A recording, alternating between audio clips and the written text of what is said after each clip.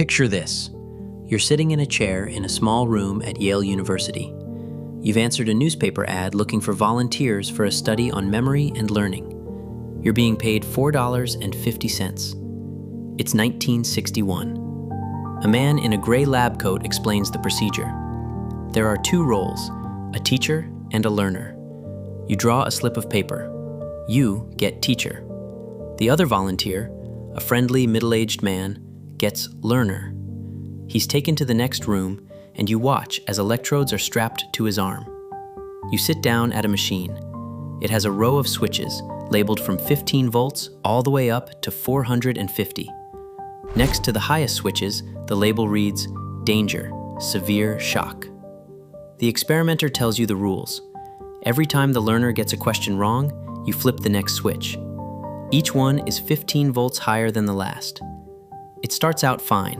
The first few shocks are tiny. The learner gets some wrong, you flip the switches, no big deal. But then the voltage climbs, and you start hearing things through the wall. At 75 volts, the learner grunts. At 120, he shouts that the shocks are getting painful. At 150, he demands to be released. He says he wants out.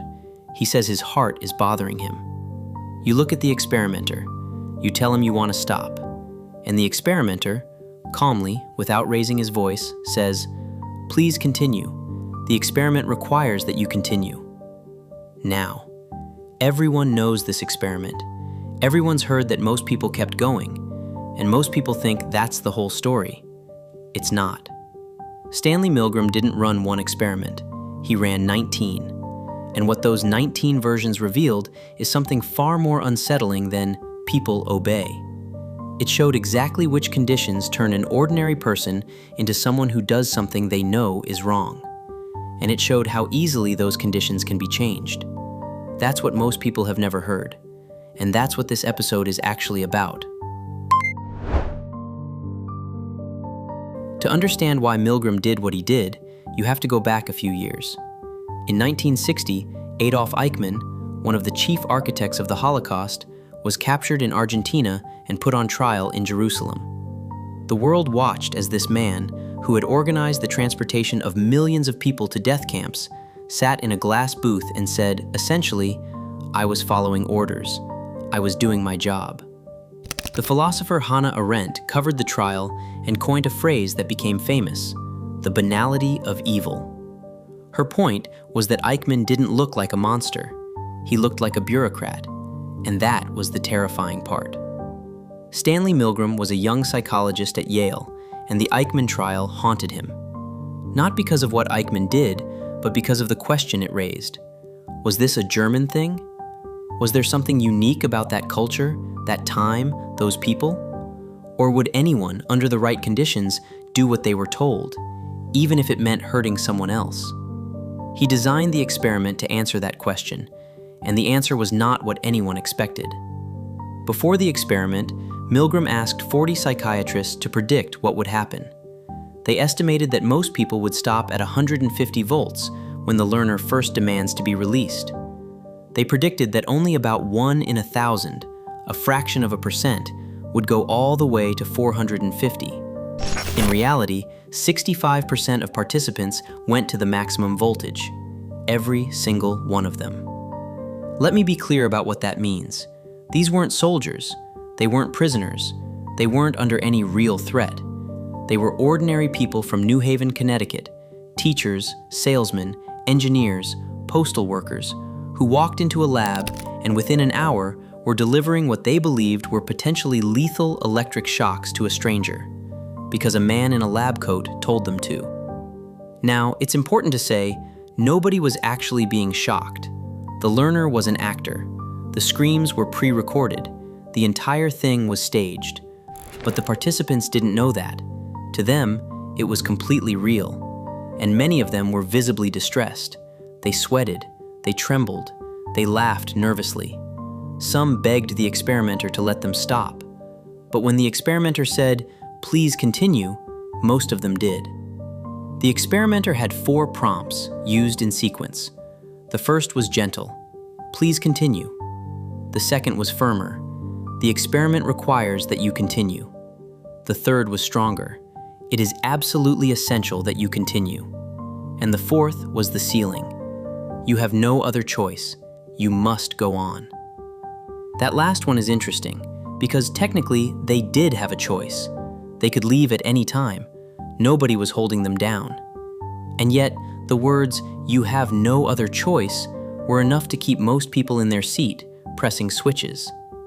So here's where most people stop the story. 65% obeyed. Humans are scary. End of video. But that's the shallow version, because Milgram didn't stop there. He wanted to know why, and more importantly, he wanted to know what would change it. So he started tweaking the experiment, one variable at a time.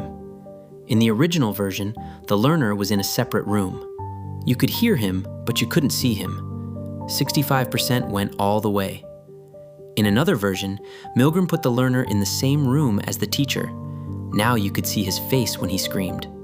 Obedience dropped to 40%. Then he made it even closer. In one version, the teacher had to physically press the learner's hand onto an electrode plate to deliver the shock. Obedience fell to 30%. The closer the victim, the harder it was to obey. Distance makes cruelty easier. That sounds obvious when you say it out loud, but Milgram proved it with numbers. Then he changed the authority figure. In the original, the experimenter was right there in the room, physically present in a lab coat at Yale University. Maximum authority signals. When Milgram moved the experimenter to another room and had him give instructions by phone, obedience dropped to 21%. And some participants lied. They told the experimenter they were raising the voltage when they weren't. Think about that. When the authority was watching, they obeyed. When the authority turned away, they cheated to be kind. That tells you something important. Most people knew it was wrong. They just couldn't resist the pressure of being observed by an authority figure. He tested the setting too. The original experiment was conducted at Yale, one of the most prestigious universities in the world. When Milgram moved the experiment to a rundown office building in Bridgeport, Connecticut, with no university affiliation, obedience dropped to 48%. Still high, but the Yale name, the institution, the prestige, it was doing real work. But the most important variation, the one I think everyone should know about, was this. In one version, the participant wasn't alone. Two other teachers were in the room. They were actors, part of the experiment. At 150 volts, the first actor refused to continue. At 210 volts, the second actor refused. Now the participant was sitting there, watching two peers say no. Obedience dropped to 10%. Let that sit for a second. When one person refused, the effect was noticeable. When two people refused, obedience nearly collapsed. It wasn't about courage or morality or character. It was about having someone else go first, having permission to say no, seeing that it was an option. And on the other end of the spectrum, Milgram ran a version where the participant didn't press the switch themselves. They just assisted someone else who did. A helper role. Read the questions, record the answers, while another person delivered the shocks. In that version, obedience went up to 93%. 93. When you're not the one pressing the button, when there's a layer between you and the consequence, almost everyone complied. So what do all of these variations tell us? They tell us that obedience isn't a personality trait. It's not about who you are. It's about where you are. How close is the victim? How close is the authority? Is anyone else resisting? Can you see the consequences of your actions, or is there a wall between you and them? Change the room, and you change the behavior. That's not a story about bad people. It's a story about powerful situations. And those situations aren't limited to a lab from the 1960s. In 2004, photographs leaked from Abu Ghraib prison in Iraq. American soldiers had tortured and humiliated prisoners. The images were shocking, and the public reaction was immediate. These soldiers were monsters, bad apples, broken people. But psychologists who studied the case saw something different. They saw Milgram's experiment playing out in real life. Young soldiers, far from home, under intense pressure from superiors in an environment where the chain of command was the only structure. The authority figures didn't say, torture these people. They said, soften them up for interrogation. Euphemism, distance, diffusion of responsibility. The same mechanisms Milgram documented decades earlier.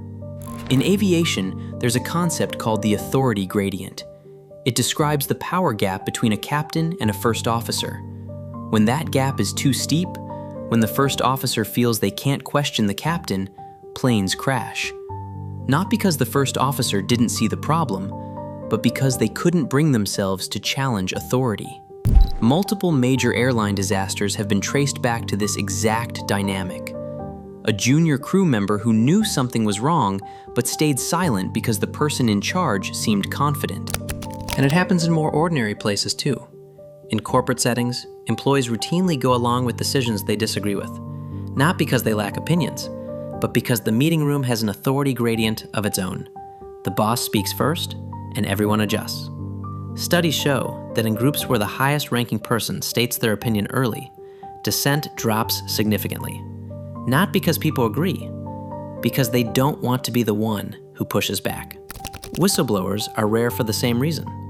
It's not that nobody notices when something is wrong. Plenty of people notice. The problem is that resisting authority, especially institutional authority, requires something that Milgram's experiment showed is extraordinarily hard: being the first person to say no. Remember, when two peers refused, obedience collapsed. But someone had to go first. So here's the part that might feel a little uncomfortable. We tend to think of Milgram's experiment as a historical curiosity, something from the 60s that tells us about the dark side of human nature. But the mechanisms it revealed haven't gone away. If anything, they've gotten more sophisticated. Today, authority doesn't always wear a lab coat. Sometimes it's an interface, a platform, a recommendation algorithm that tells you what to watch, what to buy, what to believe. And we comply, not because someone is standing over us, but because the design makes compliance feel like the default. Think about how online pylons work. Someone says something controversial. One person responds aggressively, then another, then 50, then thousands. Each individual commenter feels like they're just adding their voice, but collectively, they're delivering shocks. And the diffusion of responsibility is massive. I'm not the one who started it. I just agreed. That's the 93% variation. When there's a layer between you and the consequence, almost everyone complies. And the distance variable works the same way it did in Milgram's lab. When the person you're hurting is behind a screen instead of behind a wall, it's even easier. You don't see their face. You don't hear their voice crack. You see a username. It's a wall that Milgram couldn't have imagined, and it makes his findings more relevant, not less. But here's the thing that I think is worth holding on to. Milgram didn't just show us how people obey, he showed us how they stop. Proximity helps. The closer you are to the person affected, the harder it is to go along. Peer resistance helps. If one person says no, others follow. And removing the authority from the room helps. When the pressure isn't physically present, people are much more likely to act on what they actually believe. In the last episode, we learned that our attention isn't as reliable as we think.